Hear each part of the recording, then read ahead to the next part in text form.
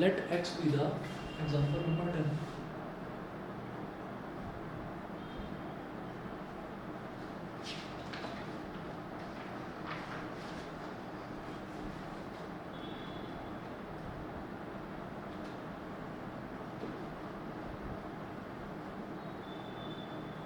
Let x be the random variable representing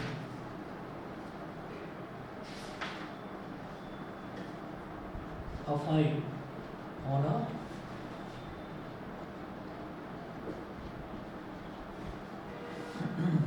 throw of a dice. तो एक dice को फेंकने पर अगर 5 आता है तो 5 एक ही तो नंबर है, 5 एक ही तो नंबर है, तो 6 में से 5 एक नंबर है ना। तो इसका मतलब क्या है कि 5 आने की प्रोबेबिलिटी क्या होगी, 1 आउट ऑफ 6, 1/6। तो P है probability of getting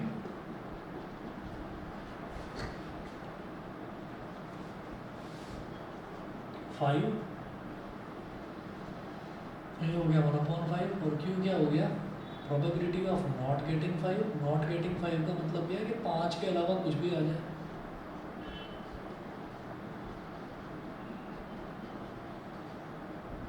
probability of not getting 5, तो 5 के अलावा कुछ भी आ जाए, तो वो क्या हो जाएगा, अच्छा 1/5 गलत लिखा, 1/6, और ये हो जाएगा 5/6। ठीक है। अब वो कह रहे हैं कि a die is thrown again and again until 3 5s are obtained। उसको तब तक फेंका जाएगा जब तक 3 5 नहीं आ जाते। Find the probability of obtaining the third 5 in the 7th throw of the die। तो 7th throw of the die, तो इसका मतलब क्या है कि 7 बार तो थ्रो उसको करना ही करना है हमको, हमें उसको 7 बार थ्रो करना है। Since die is thrown 7 times, so number of trials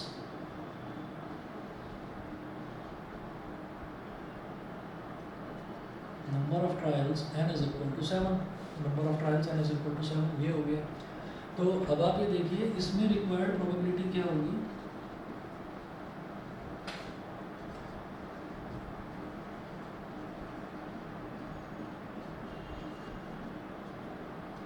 required probability ये होगी कि भाई आपको जो शुरुआत की जो 6 थ्रोज हैं उनमें आपको 2 5 मिल जाए, 2 5 मिल जाए। तो इसका मतलब क्या हुआ कि हो सकता है पहली और दूसरी थ्रो में आपको 5 मिल जाए, बाकी की 4 थ्रोज ऐसी ही चली जाए, उसमें 5 ना आए, 5 के अलावा कुछ भी आता रहे।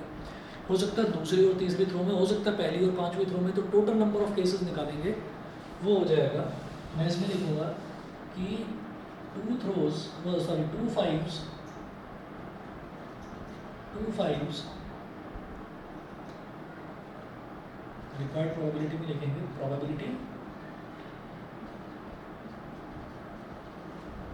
probability of getting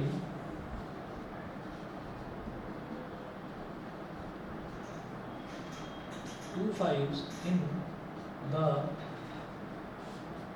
first 6 throws। probability of getting 2 5s in the first 6 throws। ठीक है, और मल्टीप्लाई करके लिख रहा हूँ यहाँ पर,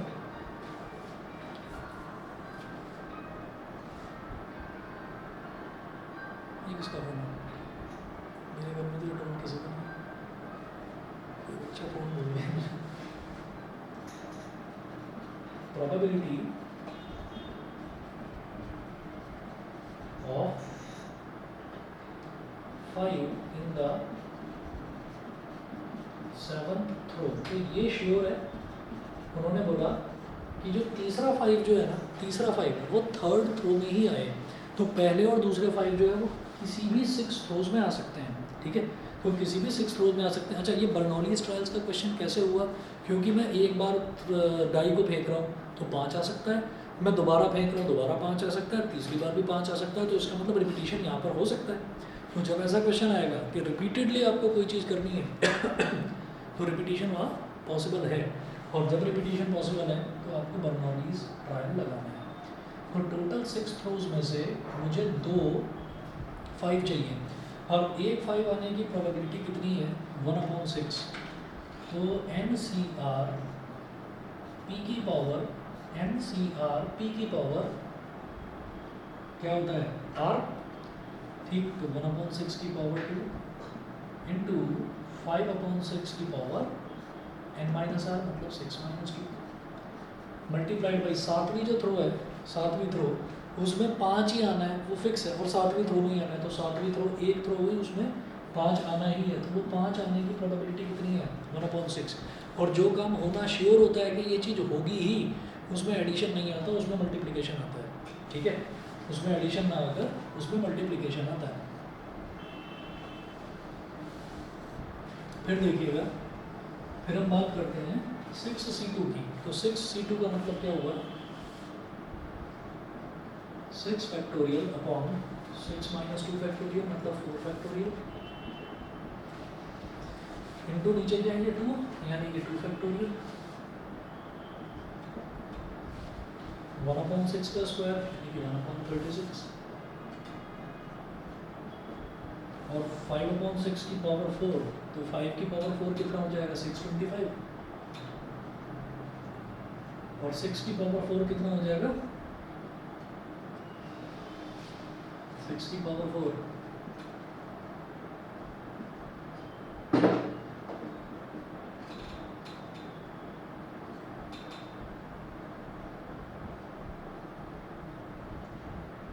1296,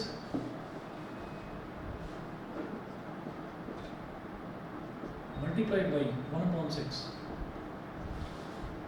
अब देखिएगा, इसको करूँगा 6 × 5 × 4 factorial upon 4 factorial into 2 factorial into 625 upon 1296। अच्छा, 1/36 भी है बीच में, इंटू 1/6, भाई 6 से कट गया 6, 4 फैक्टोरियल से 4 फैक्टोरियल है ना, 2 से कुछ कटने लायक बचा नहीं है। 5 × 5 = 25, 5 × 2 = 10, और 2 12, 1 कैरी आ गया, 5 × 6 = 30 और 1 31, 3125, और नीचे 72 × 1296,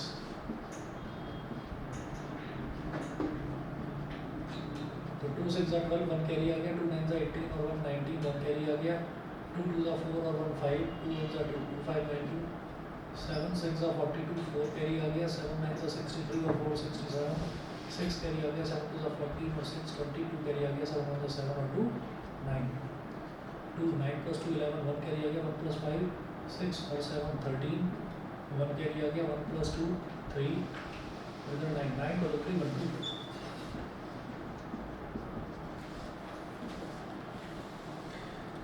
3125 अपॉन 93312, ये हो गया, ठीक है। इसके बाद जरा एग्जांपल नंबर 11 देखिएगा। एग्जांपल नंबर 11 में है, Sonal and Ananya are playing a game, Sonal and Ananya are playing a game by throwing a die alternatively till one of them gets a 1 and wins the game. Find their respective probabilities of winning if Sonal starts first. Find their respective probability of winning if Sonal starts first. तो आप ये देखिएगा कि ये जो question है ना, ये जीपी का क्वेश्चन है। देखिए कैसे होगा ये। Find their respective probabilities of winning if Sonal starts first. क्या करना है,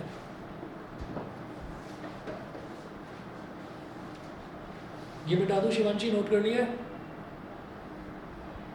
यस सर। ठीक है, इधर का मिटा दो।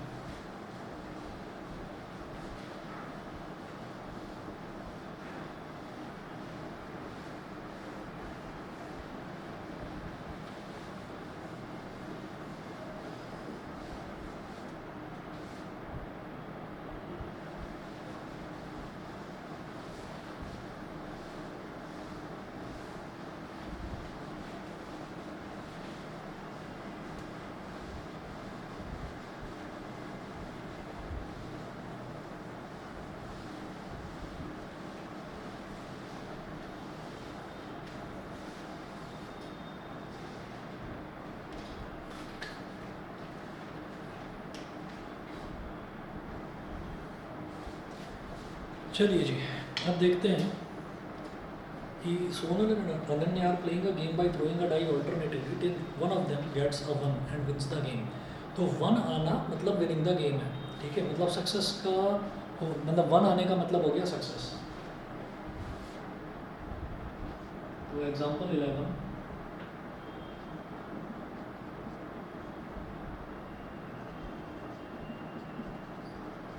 let x be the random variable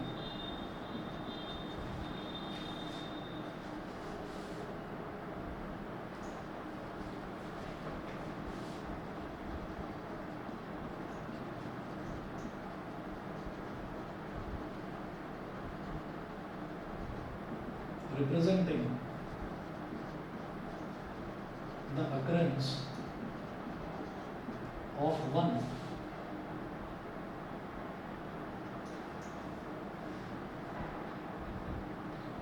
representing the occurrence of one on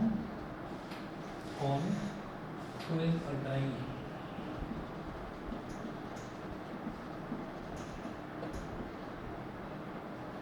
तो P क्या होगी, probability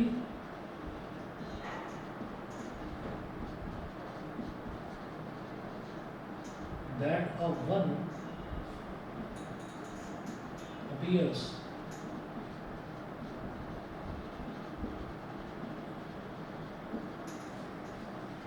on throwing a dice, probability that a one appears on throwing a dice, ठीक है। और तो P की वैल्यू क्या होगी, 1/6, 1 एक ही तो है, तो P की वैल्यू क्या होगी 1/6 and Q is the probability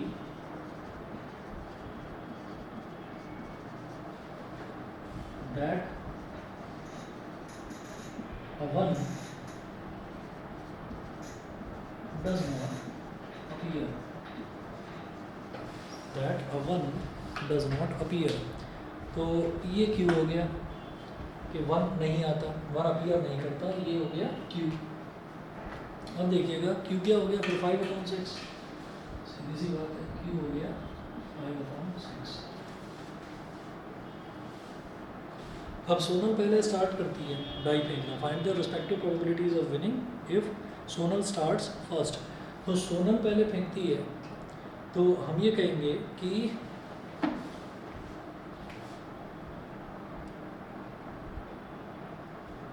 probability of Sonal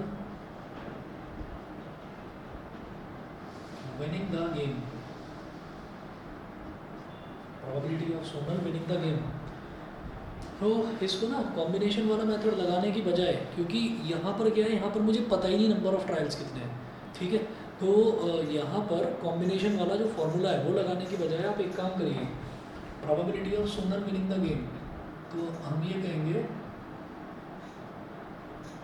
SW का मतलब है कि सोनल ने पहली बार फेंका, पहली बार नहीं बना गया, जीत गई, या तो ये हो जाएगा। और S सोनल ने पहली बार फेंका, नहीं जीती, फिर अनन्या ने फेंका, फिर सोनल ने फेंका, अब वो जीत गई, मतलब जब उसने दूसरी बार फेंका वो जीत गई, मतलब वन आ गया। और सोनल ने फेंका, नहीं वन नहीं आया, अनन्या का भी वन नहीं आया, सोनल का भी वन नहीं आया, फिर अनन्या का वन नहीं आया, लेकिन फिर सोनल का वन आ गया, और इसी तरह से डॉट डॉट डॉट डॉट करके ये केसेस बनते रहेंगे, ठीक है। अब जैसे ये केसेस इस तरीके से चलते जाएंगे आगे, तो क्या होगा, ये कहाँ तक जाएंगे, ये जाएंगे इन्फिनिटी तक, ठीक है। अब जब ये इन्फिनिटी तक जाएंगे तो भाई क्या करूँ, उसको देखते हैं जरा। सोनल कब जीतेगी, जब वन आएगा, वन आने की प्रोबेबिलिटी मतलब 1/6। मैंने कहा था जहाँ भी और आता है, जहाँ पर भी और आता है वहाँ हम एडिशन करते हैं, प्लस कर देते हैं, प्लस। अब सोनल ने फेंका लेकिन वन नहीं आया, तो क्या हो गया 5/6, ठीक है। फिर अनन्या को भी फेंकना ही है, तो अनन्या ने का भी वन नहीं आया, तो 5/6, फिर लेकिन सोनल का फिर वन आ गया, तो 1/6, मैच यही ख़त्म, प्लस। अब अगली बार सोनल का नहीं आया वन, तो 5/6, अनन्या का भी नहीं आया 5/6, फिर सोनल का नहीं आया 5/6, फिर अनन्या का नहीं आया 5/6, लेकिन फिर सोनल का आ गया 1/6, ये हो गया। तो plus dot dot dot dot infinity तक, इन्फिनिटी तक इसी तरीके से चलता रहेगा, ठीक है। और जैसे ही सोनल जीत जाएगी रुक जाएगा, ठीक है। हर एक केस ऐसे ही बढ़ता रहेगा। तो यहाँ पर मैं ये देख रहा हूँ कि ये जो सीरीज बन रही है इसमें से 1/6 कॉमन लिया जा सकता है। 1/6 ले लिया कॉमन, तो यहाँ क्या बचेगा 1 प्लस 5/6 का स्क्वायर प्लस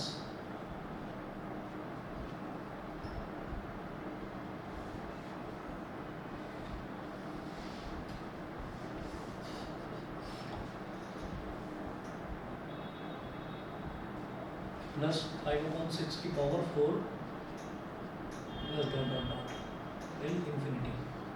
ये समझ में आ गया, ठीक है। तो इसका मतलब क्या हुआ कि दिस इज, ये जो ब्रैकेट के अंदर है, this is an infinite GP. ये जीपी है। जीपी में क्या होता है कि हर टर्म में एक कॉमन टर्म मल्टीप्लाई होती चली जाती है। तो पहली टर्म है 1, इसमें 5/6 का स्क्वायर मल्टीप्लाई हो गया, तो 5/6 का स्क्वायर आ गया। फिर दूसरी टर्म में 5/6 का स्क्वायर, इसमें भी 5/6 का स्क्वायर मल्टीप्लाई हो गया, तो 5/6 की पावर 4 आ गया। तो एक टर्म जो बार बार मल्टीप्लाई होती जाती है उसको हम बोलते हैं कॉमन रेशो। तो मैं ये कहूँगा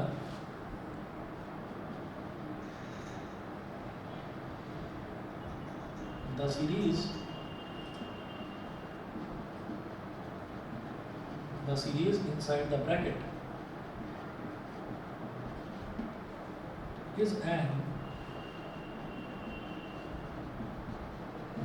inside the bracket is an infinite GP.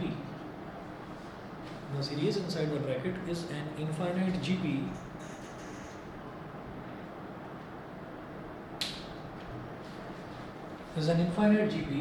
where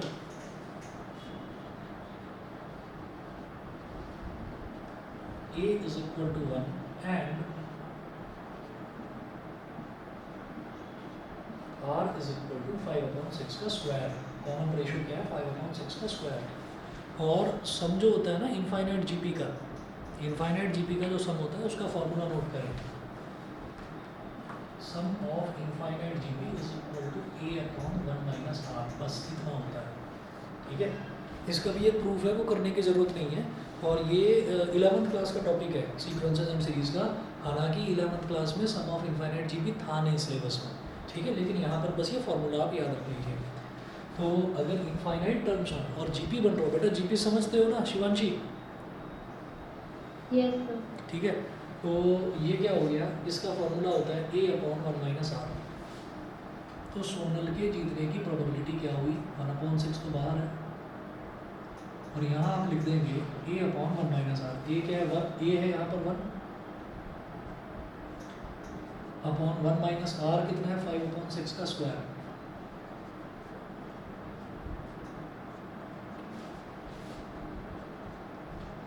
one upon 6 multiplied by 1/1 - 25/36। 1/6 into, अब 36 इंटू 1 कितना हो गया 36 -25/36। क्या होता है, डिनोमिनेटर का डिनोमिनेटर न्यूमरेटर से मल्टीप्लाई हो जाता है। 1/6 इंटू 36/36 - 25 क्या हो गया 11। 6 × 6 6 6 36। 6/11 क्या है, सोनल के जीतने की प्रोबेबिलिटी है 6/11। बताइए समझ में आ गया? Yes sir. अब अनन्या के जीतने की प्रोबेबिलिटी क्या होगी, ये मत सोच लेना कि बराबर होगी प्रोबेबिलिटी 1 - कैसे, क्योंकि अनन्या को सेकंड चांस मिलेगा, फर्स्ट चांस मिलेगा ही नहीं। अनन्या जीत ही तब सकती है जब पहली बार में सोनल हार जाए, ठीक है, तभी जीत सकती है। तो उसको भी इसी तरीके से करके देख लेते हैं। 1 - तो हो ही जाएगा कि भाई सोनल के जीतने की प्रोबेबिलिटी इतनी है, तो अनन्या के जीतने की कितनी होगी 1 - 6/11, तो 5/11, ठीक है। 1 मिनट वेट करिए बस। हाँ जी,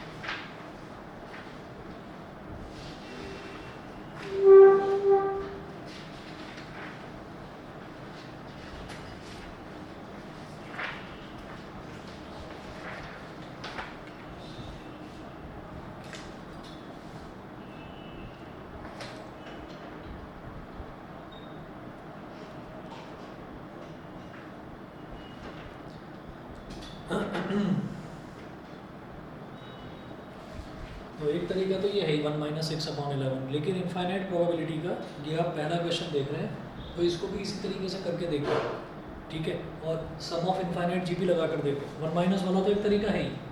तो यहाँ पर आप लिखोगे probability of Ananya winning the game, probability of Ananya winning the game. तो अनन्या के जीतने की जो प्रोबेबिलिटी है वो क्या हो जाएगी,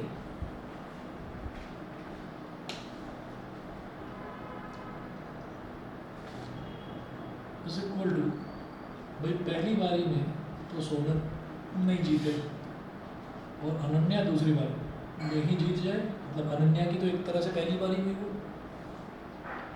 फिर पहली बारी में सोनल नहीं जीते, फिर अनन्या भी ना जीते, फिर सोनल भी ना जीते, फिर अनन्या जीत जाए, और सोनल ना जीते, अनन्या ना जीते, सोनल ना जीते, अनन्या ना जीते, सोनल ना जीते, फिर अनन्या जीत जाए, और डॉट डॉट डॉट इस तरीके से। वहाँ पर भी 3 केसेस लिए थे, यहाँ पर भी 3 ले लो, ठीक है। कहाँ तक जाएगा ये सब कुछ, इन्फिनिटी तक।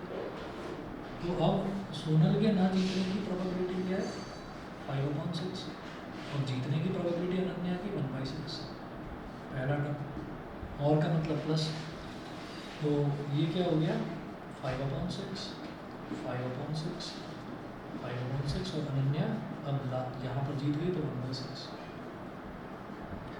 प्लस 5/6, अनन्या नहीं जीती 5/6, सोनल नहीं जीती 5/6, अनन्या नहीं जीती 5/6, सोनल नहीं जीती 5/6, 1 2 3 4 5, और फिर अनन्या जीत गई 1/6, plus dot dot dot dot till infinity, ठीक है। ऐसे कर दिया। अब इस तरफ कर रहा हूँ इसको,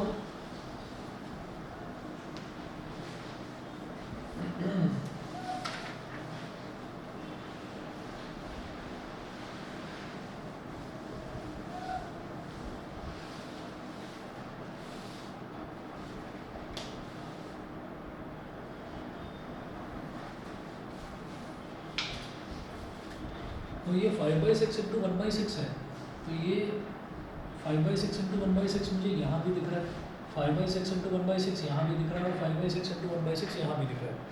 तो इसका मतलब 5/6 इंटू 1/6 बाहर निकाला जा सकता है, कॉमन लिया जा सकता है। तो मैंने 5/36 बाहर ले लिया, तो हमारा पहला टर्म यहाँ पर क्या बचा 1, प्लस इधर क्या बचा 5/6 का square,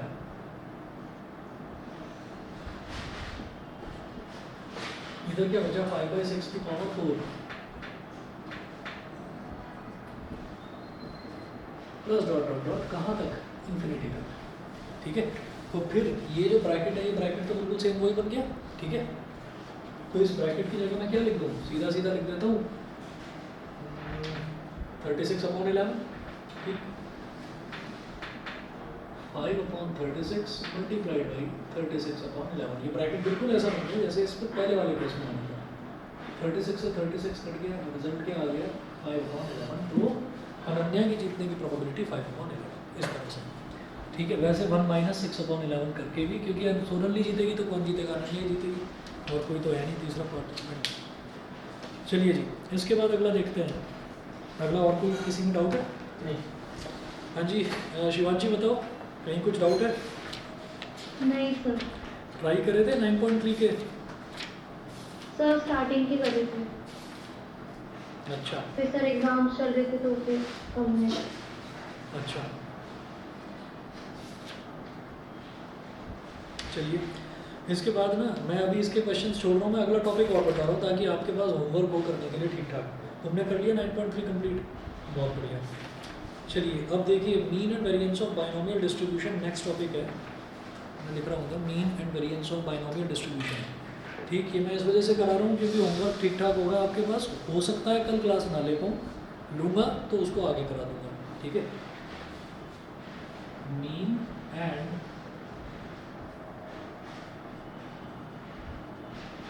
variance of mean and variance of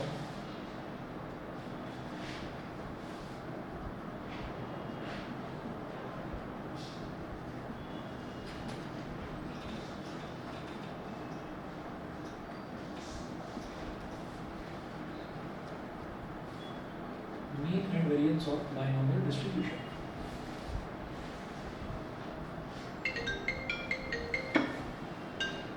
एक मिनट रुकिए बस। हेलो, हाँ जी बढ़िया सर, बढ़िया सर बढ़िया, आप आ गए? ठीक है सर, बस अभी पढ़ा रहा था, मैं फ्री होकर आपको फ़ोन करता हूँ, ज़्यादा से ज़्यादा एक घंटे में। हाँ जी, ओके सर।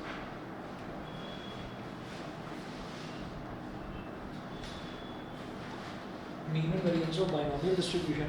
तो mean and variance of binomial distribution, mean कैसे निकाला जाता है बाइनोमियल डिस्ट्रीब्यूशन का? बाइनोमियल डिस्ट्रीब्यूशन मुझे ये पता चल जाएगा कि जहाँ पर भी चीज़ें रिपीट हो रही हैं तो उसको हम बाइनोमियल डिस्ट्रीब्यूशन बोलेंगे। तो मीन कैसे निकलेगा, इसको मीन को म्यू बोल देते हैं। Mu is equal to n into p. N क्या होता है, नंबर ऑफ ट्रायल्स, और पी क्या होता है, प्रोबेबिलिटी ऑफ सक्सेस। तो एन इंटू पी, ये तो मीन हो गया। उसके बाद वेरिएंस की बात करी जाए तो वेरिएंस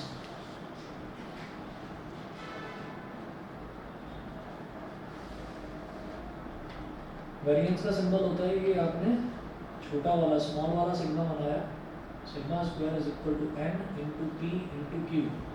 तो ये वेरिएंस हो जाता है, एन पी क्यू, तीनों को मल्टीप्लाई कर दो तो ये वेरिएंस हो गया। और standard deviation,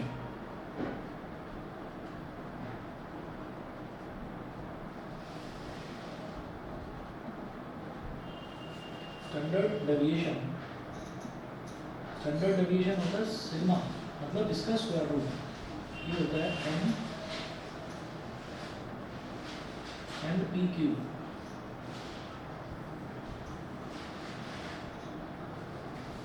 under root n p q, ठीक है।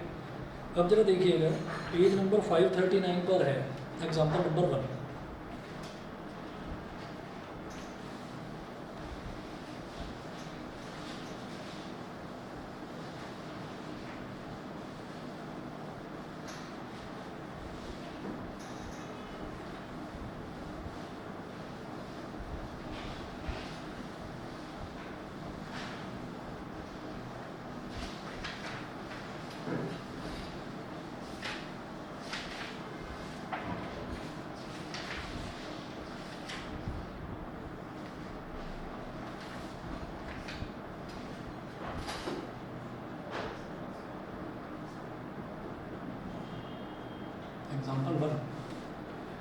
Example 1 है, find the mean of the binomial distribution B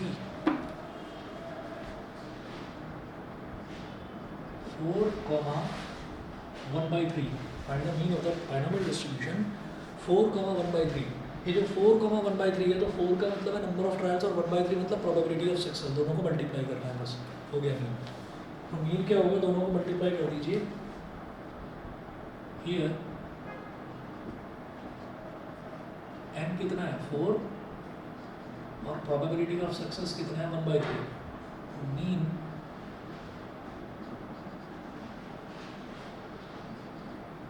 mu is equal to n p, n हो गया 4 और पी हो गया 1/3।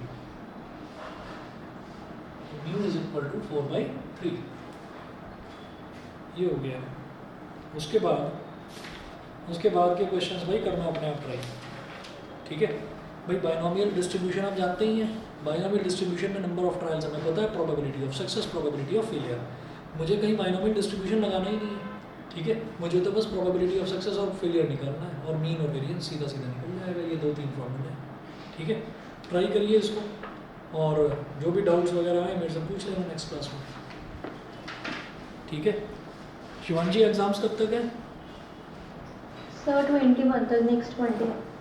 चलिए ठीक है, बीच में थोड़ा बहुत एक दो क्वेश्चंस करते रहना, ताकि तुम्हारा ना टच ना छूटे। जैसे ये है, अभी इसके 1 या 2 क्वेश्चंस कर लो बस, बाकी कर लो अपना जो भी कल एग्ज़ाम है उसकी प्रिपरेशन कर लो। कल होगा एग्ज़ाम? नहीं सर, कल नहीं, परसों।